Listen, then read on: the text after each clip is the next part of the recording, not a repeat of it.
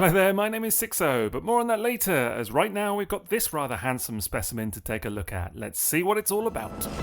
BWM-04 is the newest offering from TransArt and features another Beast Wars character in Masterpiece style. This time it's Covert Agent Ravage at your service.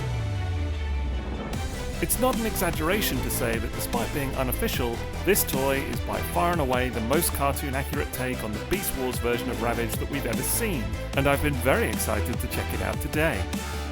Ravage appears in the final 3-part episode of the Beast Wars cartoon's second season, and although it initially seems like he's there to help the Maximals, he soon makes his true loyalties clear for all to see. Decepticons forever! The character switches sides to assist the Predacon army, having been convinced to do so by a recording of the original Megatron, and although he meets an untimely end in the process, he's still more than memorable.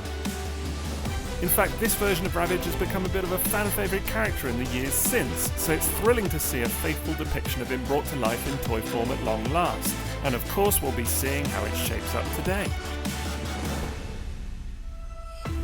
Last thing before we begin, today's review comes courtesy of TF Source, so you will of course find a link to their site in the video description below. The plan for today is to give you my first impressions before getting a full photo review up on their blog soon.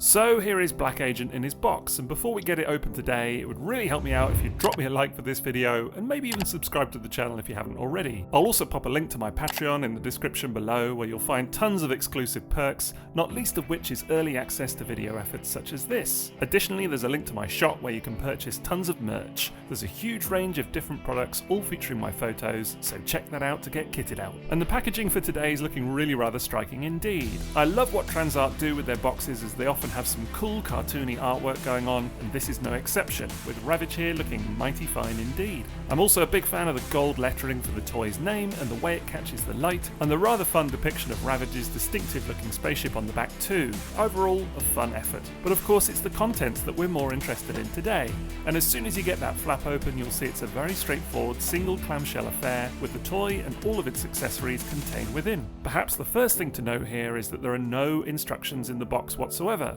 so you'll either need to figure it all out by yourself, which to be fair isn't difficult, or just look it up online. What you do get though is a character card for both Black Agent himself and a second one for TransArt's original Strange Friend figure, presumably because it was missing from that package to begin with. There's then a pair of guns which look very reminiscent of the ones Ravage is sporting in the Beast Wars cartoon. You'll also find several pairs of hands, as they're not articulated as such, so will need to be swapped out for posing. As well as his default open palms, there's a pair of fists, a pair of hands that can be used for grabbing things such as the aforementioned guns, or the tiny little cassette accessory also included here. And then there's a pair of feet which are swapped out in place of the hands for transformation.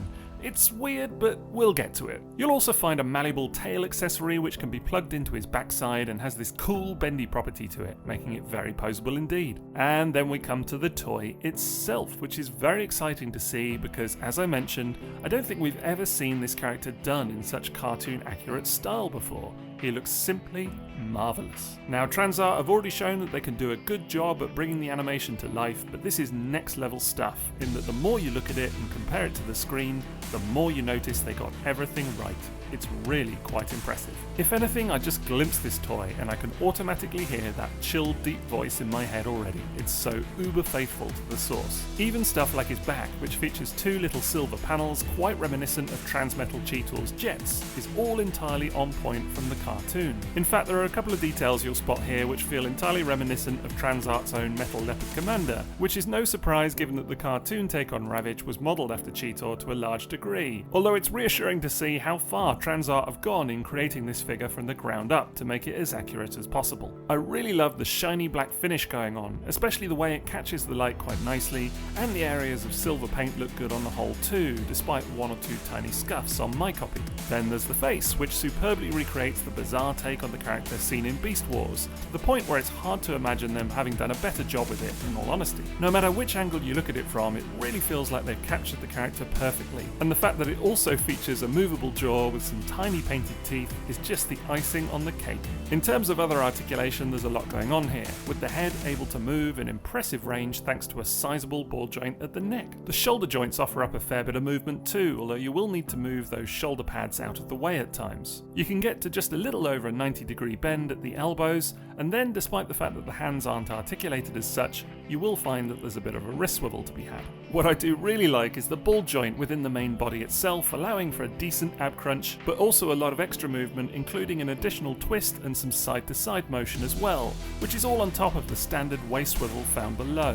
You then have some nice clicky ratchets in areas such as the hips, along with a very decent range of motion and a 90-degree bend again at the knees, as well as some excellent ankle tilt and foot articulation to cap it all off. Then it's just a matter of swapping out those hands for posing should you wish. And whilst it's definitely not my favourite solution, there's no denying that the results speak for themselves, and certainly allow this toy to look very impressive. Overall, I think Black Agent poses beautifully, as he has all of the articulation you could wish for, plus even a bit extra in that main body, and manages to pull it all off with style. He's also very stable thanks to those feet, and whilst I will say that there is a little bit of wobble between the notches in the hip ratchets, I had zero problems getting this guy posed up and feeling sturdy on the whole. Of course, the next thing is to add those guns into the appropriate set of hands, and then you're really able to appreciate just how stunning this toy truly is. He looks suitably menacing here, with both guns ready for action, and once again I can't help but feel that TransArt have done a masterful job at recreating the presence and the feel of the character from the animation to a T.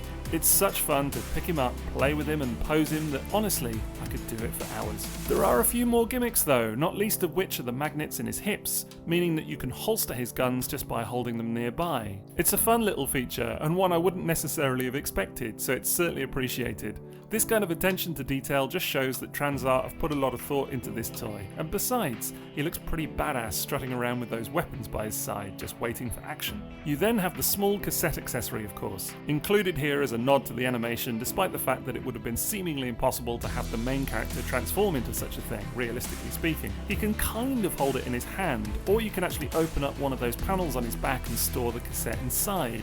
It doesn't really do anything once it's in there, but if nothing else, it's a handy way to make sure that you don't lose it, I suppose. Then we have the final feature of all, which is the Beast mode. And whilst I'd normally cue the piano for a full-on transformation montage at this stage, there's really not much to speak of here beyond folding Black Agent over onto all fours and adding those front feet and his tail. The result of which is a bit pants, let's be honest. In fact, it's honestly not something I think I'll ever bother with, as it really does just look like the robot mode squatting down in many respects. Of course, we never saw this form used in the animation, and whilst I understand that TransArt felt the need to try and adopt such a thing for this release, it's not really helped by the odd positioning of the cowl behind the robot mode head, nor the bizarre way the tail just kind of juts out at a rather upright angle. Maybe it's the kind of thing that will appease collectors who need to know that the toys in their collection can transform, even if the resulting mode is a bit of a damn squib at best.